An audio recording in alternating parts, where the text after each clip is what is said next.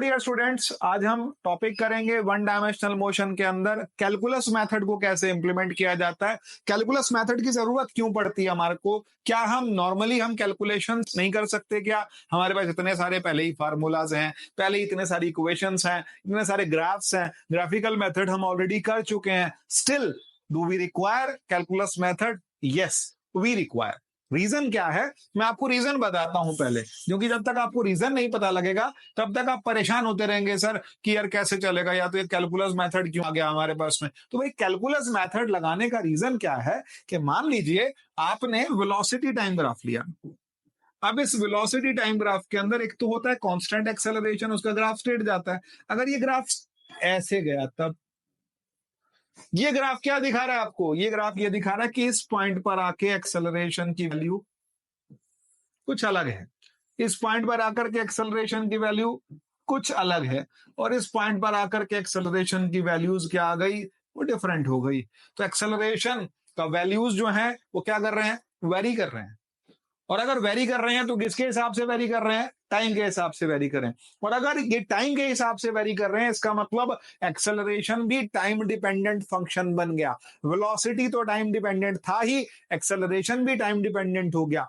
ऐसे केस के अंदर अगर मुझको एक्सेलरेशन के साथ साथ अलग अलग पॉइंट पर डिस्टेंसेस कैलकुलेट करनी है, डिस्प्लेसमेंट कैलकुलेट करने हैं, वेलोसिटीज कैलकुलेट करनी है, तो फिर उसके लिए हमको किसकी जरूरत पड़ेगी? कैलकुलस मेथड का रिक्वायरमेंट होगा, क्योंकि ये वैल्यूज सेम नहीं है। जैसे एक छोटा सा एग्जांपल लेते हैं, आप लोगों ने सबने थोड़ा बहुत वर्क एनर्जी पावर पढ़ा होगा। एक छोटा सा एग्जांपल उठाइए कि आपके पास एक बकेट है और उस बकेट के अंदर 10 किलो पानी है, और बकेट को आपने एक वेल के अंदर डाल दिया, और उसकी डेप्थ कितनी है? 10 मीटर्स है। ग्रेविटी कितनी है? वो भी 10 है। तो आपके पास वर्क डन कितना आ गया? 10 into 10 into 10, mass into gravity into height. आपने तीनों को मल्टीप्लाई कर दिया, mgh से वर्क डन कितना आ गया? 1000 जूल। अब मैं आपसे कहता हूं इस बकेट के अंदर एक होल कर दीजिए। अब अगर आपने उसके अंदर होल किया तो होल करते ही फिर क्या सिचुएशन होगी कि पानी निकलना शुरू हो जाएगा, और जब पानी निकलना शुरू होगा तो इसका मतलब क्या हुआ कि लोवेस्ट पोजीशन पर तो पूरा पानी था, थोड़ा मिडल में आए तो पानी और कम हुआ, थोड़ा और ऊपर आए तो पानी और कम हुआ, और जब टॉप मोस्ट पोजीशन पर गए तो पानी कुछ और। तो पानी एक कॉन्टिन्यूअस मोशन से निकल रहा है। अब ऐसे में क्या मैं वर्क डन डायरेक्ट कैलकुलेट कर सकता हूं? नहीं। तो फिर मैं क्या करूं? नीचे का अलग ऊपर का अलग वो कैलकुलेट करूं? नहीं सर, ये भी नहीं बनेगा। फिर करना क्या है कि एक फंक्शन बन गया। सबसे पहली बात आपको समझनी पड़ेगी, जब आपको मैथ्स में, अगर मैं मैथ्स में आ जाता हूं, सबसे पहले आपको सेट सिखाए जाते हैं। बहुत तगड़ा धोखा होता है आपके साथ। पहले आपको सेट सिखाया जाता है, सेट सिखाने के बाद फिर आपको बोलते हैं कि ए क्रॉस बी, दोनों सेट्स की मल्टीप्लाई कीजिए। फिर ए क्रॉस बी निकालते टाइम फिर आपको कहते हैं रिलेशन सीखिए। रिलेशन सिखाने के बाद फिर आपको कहते हैं कि relation is a function if, उसकी सारी कंडीशंस बता दी। फिर फंक्शन बताने के बाद आपको बता दिया कि ये फंक्शन इस तरीके से है, ये फंक्शन एक्स का फंक्शन है, एक डिपेंडेंट है, एक इंडिपेंडेंट वेरिएबल आ गए। फिर वेरिएबल्स के ऊपर फंक्शन डिपेंड करता है। फिर फंक्शन की जो वैल्यूज हैं वो वेरी कर रही हैं, तो उन वेरिएशन के अंदर दो चीजें आ जाती हैं कि अगर मुझे उस पार्ट को शॉर्ट करना है, अगर कोई स्मॉल वैल्यूज निकालनी है, तो स्मॉल वैल्यू के लिए what I do differentiation. But for bigger values what I do integration. अगर मुझे किसी फंक्शन को बढ़ाना है तो मैं क्या लूंगा? इंटीग्रल लूंगा। और अगर मुझे किसी फंक्शन को छोटा करना है, किसी फंक्शन का छोटा सा पार्ट कैलकुलेट करना है, तो then what I use? Differentiation. So there are two things, one is differentiation and other one is integration। तो ये दोनों एक दूसरे के एंटी फंक्शंस होते हैं, और इन दोनों की हेल्प से जब मोशन जो है वो स्ट्रेट लाइन मोशन तो है, लेकिन उस स्ट्रेट लाइन मोशन में एक्सेलरेशन भी टाइम डिपेंडेंट हो जाए, वेलोसिटी भी टाइम डिपेंडेंट है, डिस्प्लेसमेंट भी टाइम डिपेंडेंट है, और ये जो मोशन है ये यूनिफॉर्म नहीं है। कैसी हो गई? Non uniform. क्योंकि अगर एक्सेलरेशन टाइम डिपेंडेंट हो गया तो इसका मतलब वेलोसिटी बहुत तेजी से बढ़ेगी। तो इसका मतलब ये केस जो है ये हमारा ये कांस्टेंट मोशन का नहीं है, और अगर कांस्टेंट मोशन का नहीं है, यूनिफॉर्म मोशन का नहीं है, तो उस केस में हमको कैलकुलस की जरूरत पड़ेगी। अब आ गई बात कि कैलकुलस के अंदर हम कैसे फार्मूलाज निकालेंगे। तो हमने एक छोटी सी बात सीखी थी, और वो छोटी सी बात क्या थी? वो हम लोगों ने ये सीखा था कि slope of velocity time graph. पहले छोटा सा डिस्प्लेसमेंट टाइम ग्राफ ले लो। मान लिया ये डिस्प्लेसमेंट है, ये टाइम है, और डिस्प्लेसमेंट टाइम ग्राफ का जो स्लोप होता है वो क्या दिखाता है? आपको वेलोसिटी दिखाता है। तो इसका मतलब दो पॉइंट्स आ गए आपके पास में। एक पॉइंट आ गया x1 t1, दूसरा पॉइंट क्या आ गया, x2t2। मुझको क्या कैलकुलेट करना है, यहां पर वेलोसिटी कैलकुलेट करनी है। तो अगर वेलोसिटी कैलकुलेट करनी है तो वेलोसिटी के लिए मैं क्या लेके चलूंगा, x2 minus x1 upon t2 minus t1। इसको और थोड़ा सिंप्लीफाई करूंगा तो क्या लिखूंगा, delta x divided by delta t।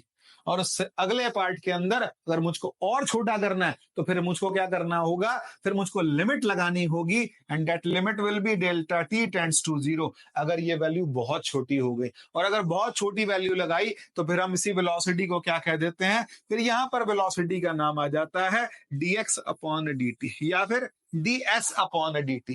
छोटे पार्ट के लिए जब कैलकुलेशन की जाती है तो हम डिफरेंशिएशन यूज करते हैं। तो डिफरेंशिएशन के अंदर dx अपॉन dt या फिर हम लिखते हैं ds अपॉन dt। ऐसे ही अब अगर एक और पार्ट ले लिया जाए, ये तो सिर्फ वेलोसिटी का पार्ट था। अगर हम लोगों को वेलोसिटी टाइम ग्राफ लेना है, और वेलोसिटी टाइम ग्राफ के अंदर अगर ये ग्राफ कुछ इस तरीके से जा रहा है, तो ये ग्राफ ऐसा नहीं जाएगा, थोड़ा सा मुझको इसको क्लियर करना पड़ेगा। मान लिया ये ग्राफ ऐसे जा रहा है, अब ये ऐसे जा रहा है, तो यहां पर एक्सेलरेशन कुछ अलग है, यहाँ एक्सेलरेशन कुछ अलग है, यहाँ एक्सेलरेशन कुछ अलग है, और यहाँ आगे एक्सेलरेशन कुछ अलग है।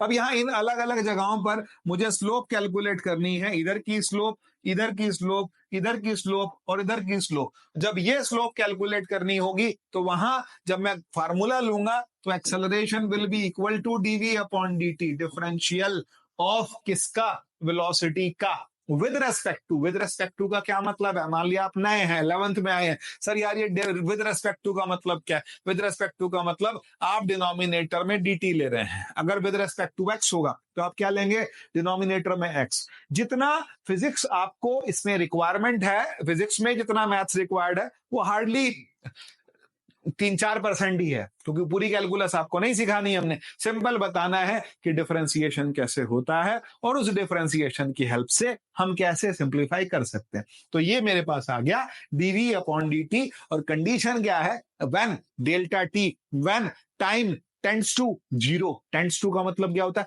जीरो हो गया, नहीं, जीरो होने वाला है, it's just going towards zero, the value is getting very small, and for that very small value हम लोग जब ग्राफ लेते हैं या वैल्यूज लेते हैं तो हम क्या लेकर के चलते हैं, बहुत छोटा सा पार्ट जिसको हमने बोला dt, और दूसरा पार्ट क्या बोला, dv। ये हम किसकी बात कर रहे हैं, हम डिफरेंशिएशन की बात कर रहे हैं। चलिए थोड़ा सा एग्जांपल उठा लेते हैं कि मान लिया किसी ने अपने मलेरिया चेक कराना है, अब मलेरिया किसी को लग रहा है यार मुझे मलेरिया हो गया, तो भाई या डॉक्टर को लग रहा है ऐसे मलेरिया हो गया, तो वो क्या करेगा, पूरा खून निकाल के चेक करेगा क्या, नहीं, छोटा सा पार्ट, आपको जरा सा एक पिंच बोएगा, पिंच बो करके जरा सा ब्लड निकलेगा, स्लाइड पे लेगा, चेक करेगा और चेक करके बताएगा भाई कि मलेरिया है या नहीं है। पूरा ब्लड तो नहीं चाहिए ना। तो इसका मतलब क्या हुआ कि आपने छोटे से सैंपल से पता लगा लिया कि इस ब्लड के अंदर या इस पेशेंट के अंदर मलेरिया है कि नहीं। हमने एक ग्राफ का छोटा सा पार्ट ले लिया, उस छोटे से पार्ट पर उस पॉइंट की पोजीशन पता लग गई कि एक्सेलरेशन पॉजिटिव है, एक्सेलरेशन नेगेटिव है। जैसे इस ग्राफ के अंदर ही यहां आ जाता हूं तो यहां आकर के एक्सेलरेशन नेगेटिव जा रहा है और यहां आकर के एक्सेलरेशन पॉजिटिव जा रहा है, तो ट्रेंड पता लग रहे हैं हमारे को। वो ट्रेंड निकालने के लिए मुझे एक पर्टिकुलर इंस्टेंट यूज करना होगा। For that I will require calculus method. चलिए अब थोड़ा सा और आगे चलते हैं। डिफरेंशिएशन के बहुत सारे फार्मूलाज है भी नहीं, इतने से जितने से काम चलता है। तो पहला फार्मूला बेटा आपको बहुत सिंपल सीखना है कि d upon D x of constant term क्या है, 0। Second thing is d upon D x of x क्या है, 1। Third thing, differentiation of x square क्या होगा भाई, 2x। डिफरेंशिएशन ऑफ, अब मैं आपसे पूछना शुरू करूं x की पावर 4 कितना होगा, तो आप कहोगे सर 4x क्यूब। तो इसका मतलब इनका सबका पेरेंट फार्मूला, पापा वाला फार्मूला क्या बन गया, nx की पावर n-1। तो ये फार्मूला आपको ध्यान रखना है। डिफरेंशिएशन में जो मेन फार्मूला है वो है n मल्टीप्लाइड विद x की पावर n-1। ये डिफरेंशिएशन के लिए हमको फार्मूला मिला। अच्छा, और आगे चलते हैं, इसी से नेक्स्ट पार्ट पर चलते हैं। डिफरेंशिएशन के अंदर मान लिया आपको डिफरेंशिएट करने को आ गया x स्क्वायर प्लस 1। मैं उतना डिफरेंशिएशन बताऊंगा because here I am teaching you physics not maths. तो मैं उतना ही बताऊंगा जितना आपको इस चैप्टर में रिक्वायर्ड होगा। अब अगर मैंने differential of x square plus 1 लिया तो x स्क्वायर का डिफरेंशिएशन कितना हो गया, 2x, और अकेला कांस्टेंट होगा तो कितना होगा, 0। तो डिफरेंशिएशन इज कमिंग 2x। लेकिन अगर यहीं पर डिफरेंशिएशन में 3x स्क्वायर प्लस 4 हो जाए तो तो इसका मतलब कांस्टेंट और वेरिएबल मल्टीप्लिकेशन में है। यस, अब क्या करूंगा मैं? अब मेरे को बेटे 3 अलग हटा दिया, एक्स स्क्वायर को जब कांस्टेंट अकेला मिले तो निपटा दो भाई, खत्म हो गया, जीरो हो गया। लेकिन कांस्टेंट वेरिएबल अलग अलग मिले, इकट्ठे मिले, तो एक कांस्टेंट अलग करके फिर आप डिफरेंशिएट करेंगे। 3 multiplied with 2x plus 0, it is coming what? 6x। ये डिफरेंशिएशन आ गया। अब थोड़ा सा और आगे चलते हैं। डिफरेंशिएशन में 2 फार्मूलाज होते हैं, वो फार्मूलाज देख लेते हैं। पहला प्रोडक्ट रूल और दूसरा कोशेंट रूल, वो दोनों भी सीख लेते हैं। तो पहला केस है, प्रोडक्ट रूल क्या है? बहुत साधारण सिंपल सा फार्मूला और सही सा लॉजिक है, u मल्टीप्लाइड विद v। आप क्या करेंगे? u को छोड़ा और आपने v को डिफरेंशिएट किया, और v को छोड़ा, u को डिफरेंशिएट किया।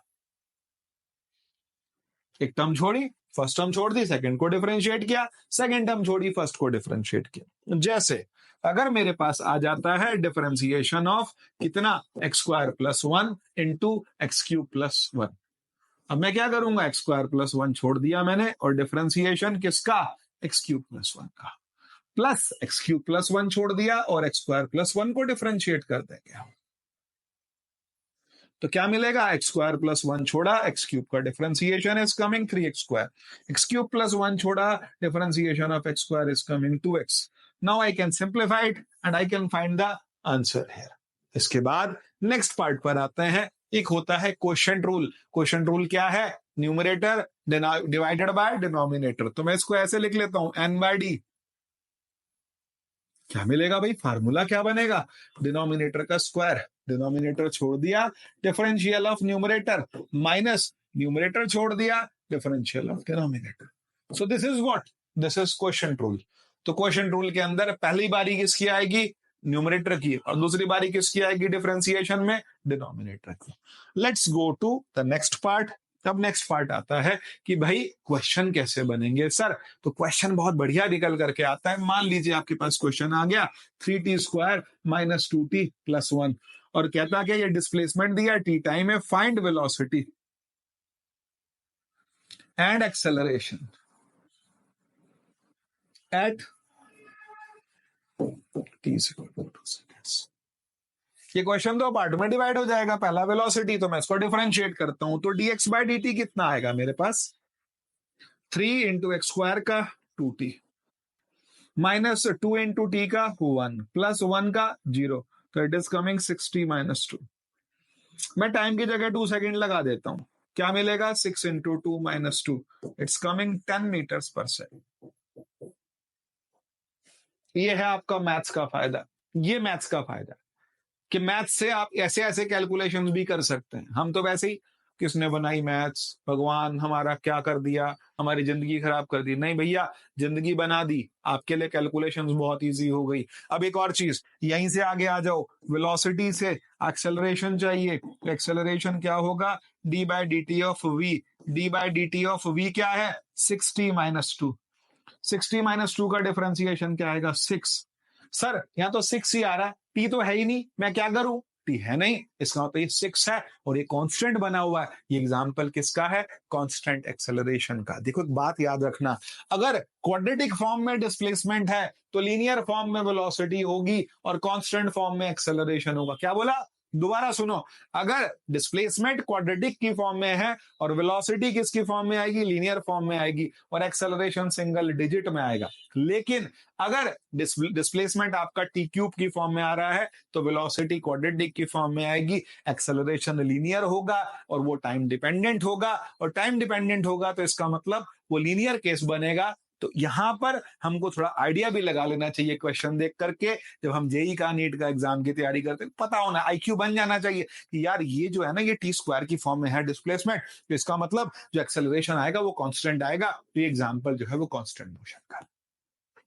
अब आगे चलते हैं, एक और बात समझते हैं। एक और बात क्या समझते हैं कि अगर मान लीजिए क्वेश्चन में और फंसा दिया, क्वेश्चन में कैसे फंसाएगा जरा देखिए। कहता है displacement is given by 3t square minus 4t plus 5, और उसके बाद फाइंड वेलोसिटी एट इतना इतना टाइम, वो तो हम कर लेंगे। फाइंड एक्सेलरेशन, ये भी कांस्टेंट आ जाएगा। लेकिन एक और केस अगर इसने बना दिया क्वेश्चन के अंदर कि find the velocity when acceleration is zero. क्या बोला? Find velocity when acceleration is zero. Question कैसे बनेगा? क्वेश्चन बनेगा, मान लिया T cube minus 3t² minus 4t plus 1। इससे वेलोसिटी निकाल लेते हैं। क्या आएगी वेलोसिटी भाई? 3t² minus 6t minus 4। ये वेलोसिटी आ गई। एक्सेलरेशन क्या आएगा? 6t minus 6। तो कहता क्या है? Find velocity when acceleration is zero. तो zero is equal to 6t minus 6। 6t minus कितना आ रहा है? या t नहीं है, 6 है। तो t कितना आ गया? 1 सेकेंड। अब ये t 1 सेकेंड किस में लगाऊंगा? वेलोसिटी में। t 1 सेकेंड वेलोसिटी में लगा दूंगा तो मेरे को क्या मिल जाएगा? वेलोसिटी का वैल्यू मिल जाएगा। तो this is the way to find, condition के अंदर आप वेलोसिटी निकाल सकते हो। तो ये तो हमारा डिफरेंशिएशन वाला पार्ट आ जाता है। लेकिन एक दो क्वेश्चन ही मैंने पिछले पीवाईक्यूज में करवाए थे जिसके अंदर वेलोसिटी वाला पार्ट। लेकिन अब इसका उल्टा, उल्टा क्या है? उल्टा है हमारे पास में इंटीग्रेशन। अब वो इंटीग्रेशन वाला पार्ट भी सीखते हैं, कैलकुलस मेथड क्लियर करते हैं कि यार ये इंटीग्रेशन क्या है। तो भाई इंटीग्रेशन डिफरेंशिएशन का एंटी फंक्शन है। जैसे डिफरेंशिएशन में आप किसी टर्म को छोटा करते हैं तो इंटीग्रेशन में उसको आप क्या करते हैं? बड़ा करते हैं, लार्ज करते हैं वैल्यूज को। लार्ज करने के लिए जो फार्मूलाज आते हैं, पहली बात, इंटीग्रेशन कितने तरह का होता है? कहता है इंटीग्रेशन दो तरह का होता है।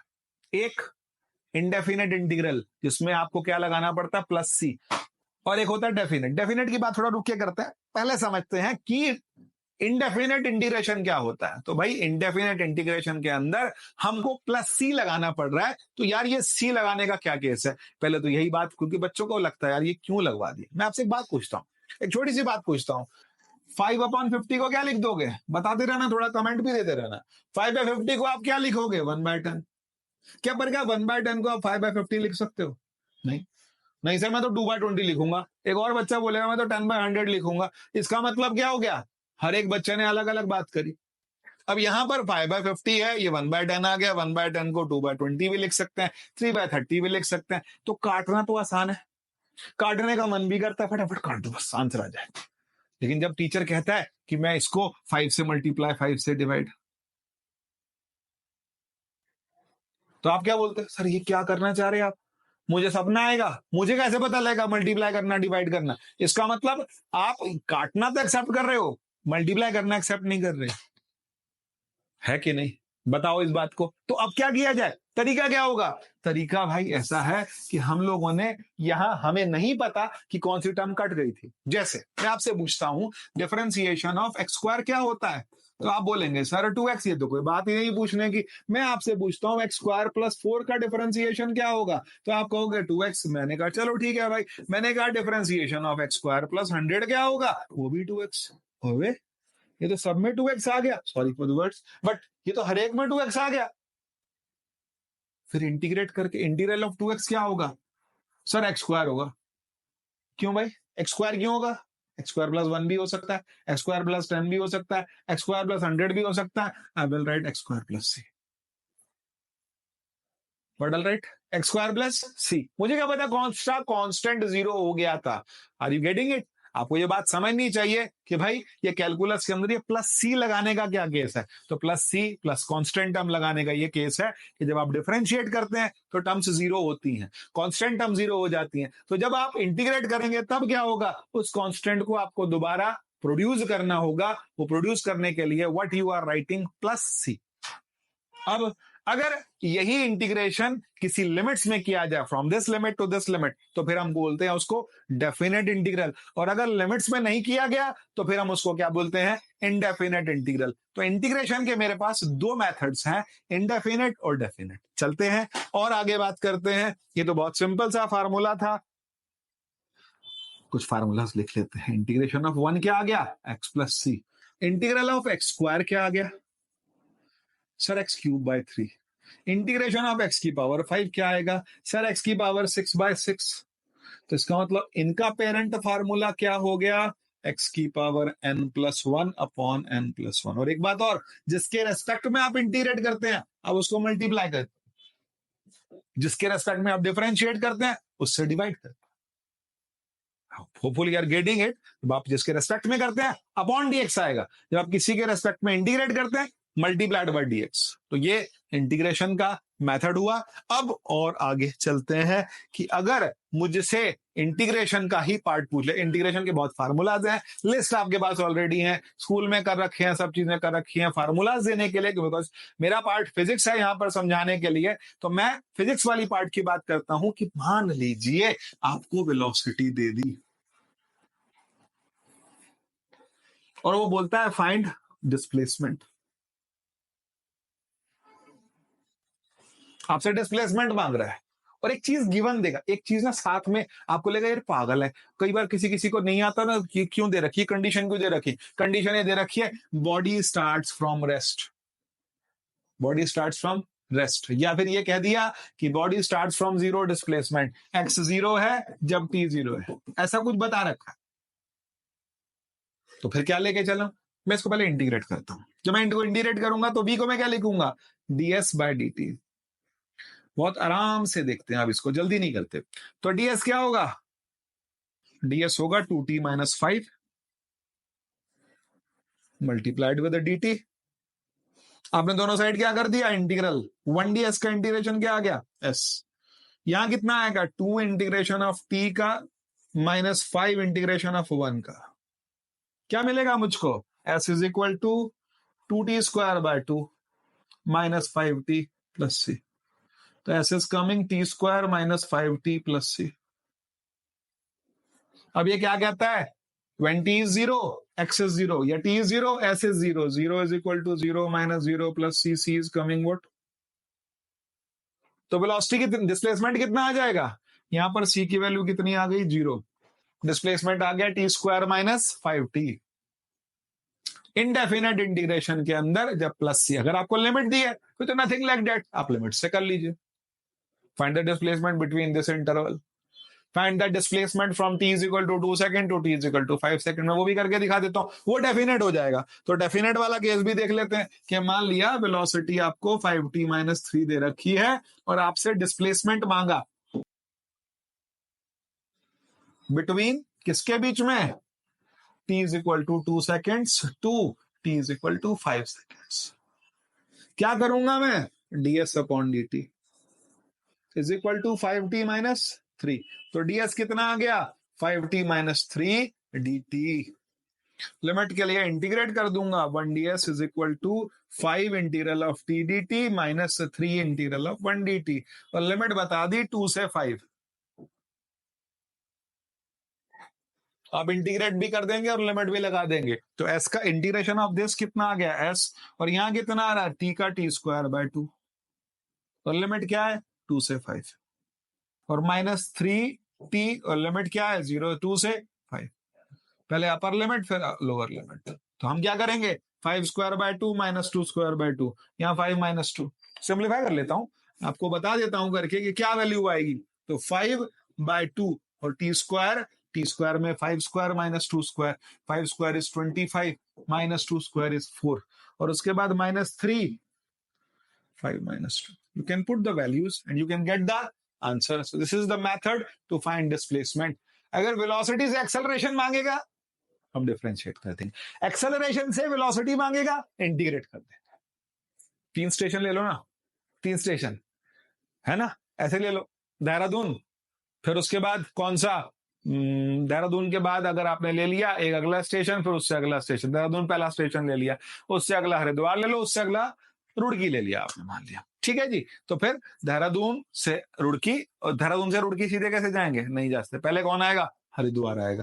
फिर क्या करूं भाई, पहले हरिद्वार जाना पड़ेगा, तो इसका मतलब डिस्प्लेसमेंट से वेलोसिटी कैसे आएगी, आपने डिफरेंशिएट कर दिया। फिर वेलोसिटी से आपके पास एक्सेलरेशन कैसे आएगा, फिर अगला स्टेशन आएगा, फिर वापस आना है तो क्या आएगा, उस स्टेशन से ये और उससे फिर ये, इकट्ठा डायरेक्ट नहीं पहुंच सकते आप, एक्सेलरेशन से डायरेक्ट डिस्प्लेसमेंट नहीं निकाल सकते, आपको एक्सेलरेशन से डायरेक्ट डिस्प्लेसमेंट के लिए आपको 2 बार इंटीग्रेट करना पड़ेगा। जब 2 बार इंटीग्रेट करेंगे तो एक बार बीच में कौन आएगी, वेलोसिटी आएगी, फिर आप आगे इंटीग्रेट कर पाएंगे। So you have to understand this method, this algorithm आपको समझना पड़ेगा, तभी आप आराम से क्वेश्चंस को कर पाएंगे। अभी एक और चीज इससे आगे, एक और चीज क्या समझनी है हमको ये समझनी है कि हमारी जो ये इक्वेशंस ऑफ मोशन थी वो कैसे आएंगी।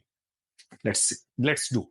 इक्वेशंस ऑफ मोशन, क्योंकि एग्जाम में भी बहुत पूछी जाती हैं, इक्वेशंस ऑफ मोशन हमको जरूर समझनी चाहिए। तो भाई देखें पहला पार्ट, और क्या आता है हम जानते हैं कि ए इज इक्वल टू क्या होता है, डीवी अपॉन डी टी होता है। तो फिर डीवी क्या होगा, ए डी टी। आपने इसको इंटीग्रेट कर दिया,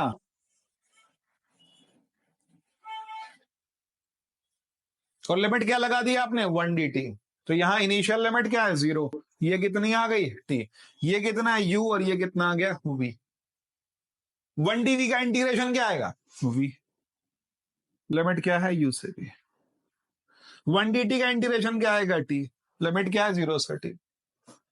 क्या किया जाएगा, अपर लिमिट माइनस ऊपर के लिमिट में से लोअर लिमिट को माइनस कर दीजिए, क्या मिलेगा मुझको, v minus u is equal to a into t minus 0।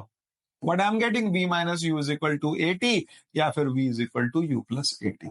I got the first equation. First equation मैंने डिराइव कर ली। Let's come to second equation. दूसरी इक्वेशन पर आते हैं। दूसरी इक्वेशन निकालने के लिए मैं क्या करूंगा, velocity is equal to ds upon dt। तो ds is equal to v dt, और v की जगह मैं क्या लगा दूंगा, u plus a T D T. u plus a T D T. चलिए अब करके देखते हैं। इंटीग्रल ऑफ 1 ds, u बाहर कर दिया 1 dt, a बाहर कर दिया t dt। s की लिमिट 0 से s, टाइम की लिमिट 0 से t। क्या वैल्यू आएगी भाई, 1 ds का इंटीग्रल कितना आ गया, s। t का कितना, 1 का कितना आ गया t, और t का कितना आएगा, t square by 2। Limit is 0 to t। Upper limit minus lower limit,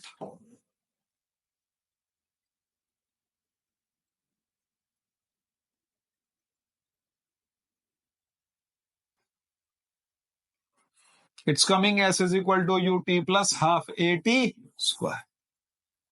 कौन सी इक्वेशन हो गई, सेकंड इक्वेशन। डिराइव हो गई, डिराइव हो गई। Let's come to the last equation, the third equation. Third equation में थोड़ा सा बढ़िया मेहनत करनी है, थोड़ा दिमाग लगाइएगा, एकदम से नहीं पकड़ पाएंगे।